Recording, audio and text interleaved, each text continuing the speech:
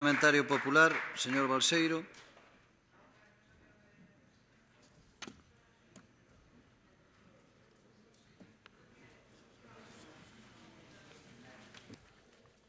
Gracias, señor presidente, señoras diputadas, señores diputados, señores conselleiros.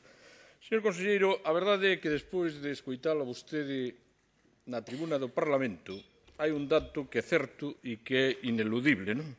Que existe un goberno comprometido con Alcoa, que existe un goberno que apoia a Alcoa, que apoia tamén os sectores e as industrias estratégicas de Galicia e que ese é o actual goberno da Xunta de Galicia.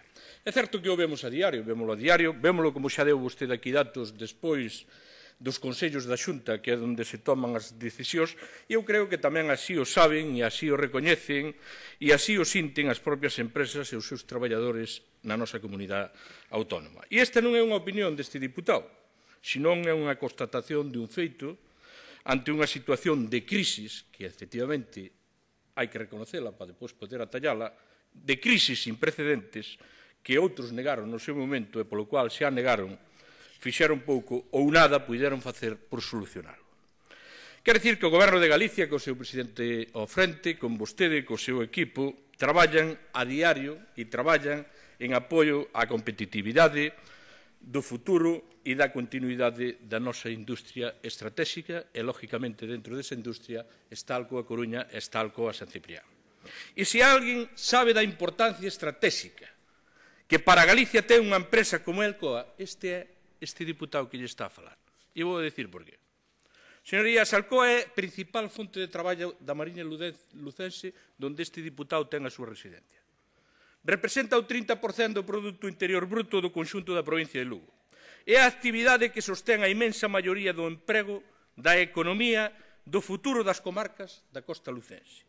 É a principal motor económico, laboral e social da Mariña desde fai 28 anos que iniciou as súas operacións en este enclave.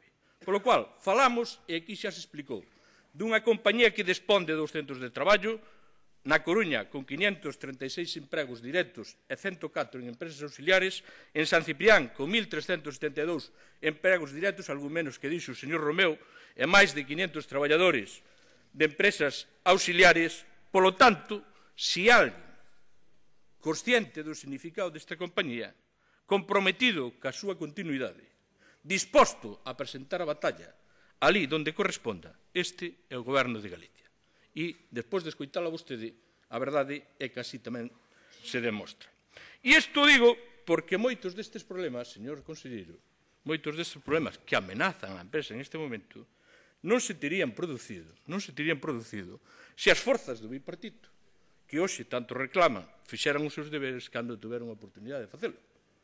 Porque, señores da oposición, vostedes non fai tanto tempo que foron integrantes dun goberno da Xunta aquí e dun goberno en Madrid. Uns eran integrantes e outros apoiaban ese goberno.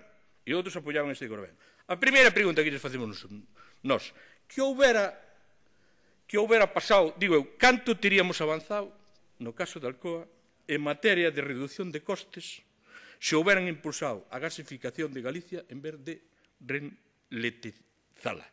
Falamos, como dixo vostede, dos gasaductos, como pode ser os da Mariña lucense, ou tamén das plantas de distribución de gasística. A segunda pregunta, canto teríamos gañado, ou canto terían gañado os grandes consumidores de enerxía eléctrica se tuveran traballado na reducción do déficit eléctrico tarifario e non contribuíran a disparalo?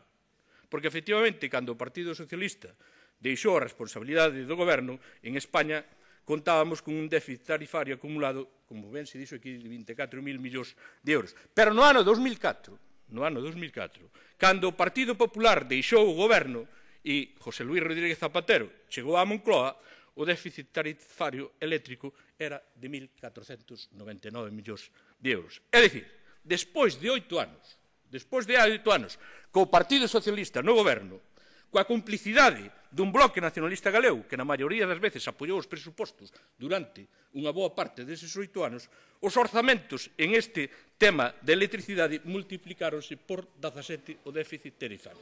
Esa é a situación na que nos encontramos en este momento. E no medio que houve unha política enerxética cargada de ideoloxía, pero falta de realismo económico, iso é o que nos encontramos. E con sinceridade, eu aquí faría unha pregunta. Daquela non pensaba o Partido Socialista e o Bloque Nacionalista Galego que con estas desfeitas que aquí acabamos de poñer na tribuna deste Parlamento poderían perxudicar a Alcoa ou outras empresas de grandes consumidores eléctricos. Porque de habelo pensado antes, seguro que moito teríamos avanzado neste momento, seguro que moito teríamos solucionado neste momento e probablemente todos os esforzos que estamos en este momento dedicando a solucionar este problema, pois podíamos haber solucionado a outras cousas. Pero é certo que temos que falar de futuro, como ben falou vostede na tribuna do Parlamento. E hai algo que seguro coincidirá o Goberno e tamén seguro que coincidirá a oposición en esta cousa, que é preciso un apoio firme e decidido ás industrias estratégicas de Galicia, nas cuales está Alcoa na Coruña e Alcoa en San Ciprián. E ese apoio se está a dar en este momento. E ese apoio está capitaneando a propio Goberno de Galicia e a propia Xunta de Galicia. E tamén coincidiremos en que os retos de futuro da empresa Alcoa en Galicia pasan por moito do que dixo vostede aquí.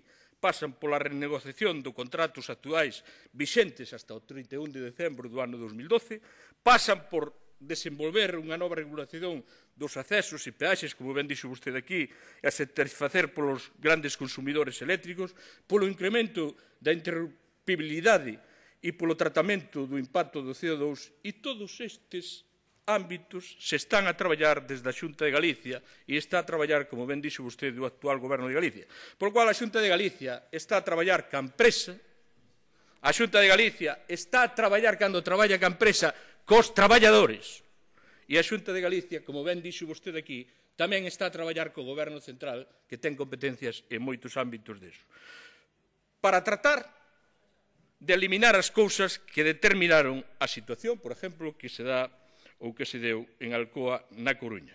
Está traballando tamén concretamente no deseño dunha nova política enerxética que garanta a competitividade desta empresa, non só en Galicia, senón en Galicia e tamén en España. E tamén é certo que desde a súa consellería se ven traballando na mellora tecnolóxica tanto de Alcoa, tanto na Coruña como en San Ciprián. Por lo cual, vostedes coñecen tamén, ou deberán conocer, as negociacións que ten levado a Consellería de Industria co Ministerio de Industria, e así o dixo o señor conselleiro, tamén para que o gasoduto da Mariña Lucense sexa, en este momento, ou vai a ser unha realidade.